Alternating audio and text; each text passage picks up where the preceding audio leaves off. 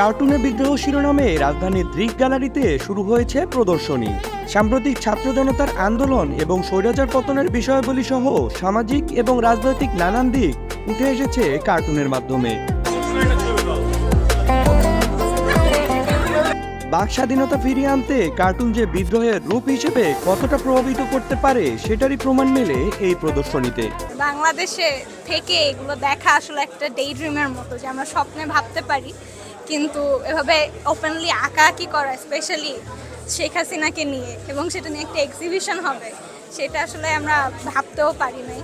তো এখানে আসা, এটা দেখা খুবই আসলে অ্যামেজিং একটা ব্যাপার। আর্ট হচ্ছে মানবতাকে উন্মুক্ত করে। আর্টের ব্যাপারটা হচ্ছে আর্ট তোমাকে সত্যটা দেখায়। আর্ট কখনো মিথ্যার প্রতিষ্ঠিত হতে পারে না। আর্টের কাজ হচ্ছে সত্য দেখানো। অনেক আগে থেকে আমরা দেখতেছি কিছু কিছু আর্টিস্ট কার্টুন মানে নিজের আত্মপরিচয় গোপন রেখে ফেক অ্যাকাউন্ট থেকে সরকার বিরোধী বা স্বৈরাচার শাসনমুক্ত যে দেশ চায় এই বিষয়ে কিন্তু অনেকেই রাজনীতির বিপরীতে এসে, শাসক গোষ্ঠীর বিপরীতে এসে কার্টুন এঁকে যাচ্ছে। সমসাময়িক বাস্তবতার ব্যঙ্গাত্মক রূপ ফুটিয়ে তোলার মাধ্যমে কার্টুনিস্টদের সমাজ দর্শন এবং প্রতিবাদী রূপ ফুটে ওঠে প্রতিটি কার্টুন চিত্রে। Hasina didn't match our freak, ওটা মানে হচ্ছে যে মানে সে হচ্ছে গিয়ে আমাদের যে জেন জি, আমাদের যে জেনারেশন জি, সে হচ্ছে গিয়ে আমাদের সাথে ম্যাচ করতে পারে নাই, তাই সে পালাই গেছে। নতুন করে এটার একটা মানে বিজয়ে জন্ম হয়েছে, এটা চলতে থাকুক। মানে আমি আজকে যখন বাসা থেকে বের হচ্ছি, মানে দেয়ার ওয়াজ আ মোমেন্ট, আমি রিক্সায় বসে ভাবতেছি যে এতদিন আমার মনে হচ্ছে এটা লিটারালি আমার মুখ কেউ চেপে ধরে রাখছে। 24-এ এসে আমরা এত সুন্দর একটা মুহূর্ত পেয়েছি, তার জন্য আমি অবশ্যই এই ছাত্র সমাজকে আমি ধন্যবাদ জানাবো। কথা বলার যে অধিকারটা, সেটা আমরা সবসময় পাইনি। আমরা এই জায়গাটা থেকে বঞ্চিত ছিলাম, আমরা রেস্ট্রিক্টেড ছিলাম, আমাদের ছবি আঁকার ক্ষেত্রেও, আমাদের কার্টুন আঁকার ক্ষেত্রেও। আগের যেমন সিস্টেম আমরা দেখেছি সেটাকেই ডকুমেন্টেড করা হয়েছে কার্টুনের মাধ্যমে। বিকেল 3টা থেকে সন্ধ্যা 8টা পর্যন্ত চলমান এই প্রদর্শনীতে আয়োজক এবং দর্শনার্থীদের মিলন মেলা চলবে 16 আগস্ট থেকে 23 আগস্ট পর্যন্ত। আমরা একটা নতুন অধ্যায়ে প্রবেশ করেছি।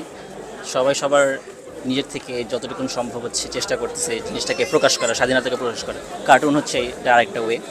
এইবার যে ঘটনাটা ঘটেছে এটা তো অবিশ্বাস্য, এবং ওই ঘটনার একজন ইতিহাসের সাক্ষী হতে পারে আমি খুবই গর্বিত। গত 16 বছর তো আসলে কোনো কার্টুন দেখিনি, বা আমরা আমাদের মনের ভাব যে কার্টুনে প্রকাশ করতে পারতাম সেটাও আমরা ভুলে গেছি প্রায়। গত 16 বছরে এটা সবাই ভুলে গেছে। কার্টুন এক্সিবিশন বলতে পলিটিক্যাল কার্টুন এক্সিবিশন, মানে একটা সময় এসেছিল, ভয় হচ্ছিল যে আমাদের দেশ থেকে এই পলিটিক্যাল কার্টুন বোধহয় হারিয়ে যাবে, কিন্তু এবার আমি খুব ভালো লাগলো যে এই আন্দোলনে আবার নতুন করে জেগে উঠছে এই পলিটিক্যাল কার্টুনগুলো। তো ফ্রিডম অফ এক্সপ্রেশন বলতে আমরা যেটা বুঝি আসলে যে আমাদের যেটা বলতে চাই সেটা বলতে পারে স্বাধীনতা। So in that case I was in the protest, just a part you can say, but এই যে আমরা গত 15 বছরে এরকম রাজনৈতিক আলাপ বা রাজনৈতিক সরাসরি যে একটা এক্সপ্রেশন থাকতে পারে এটা আসলে পাই নাই।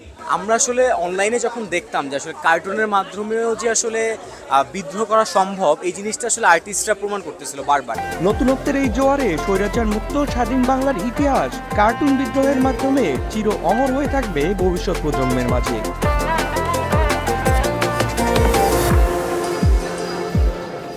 আহসান হাবিব রকি, দীপ্ত ডিজিটাল।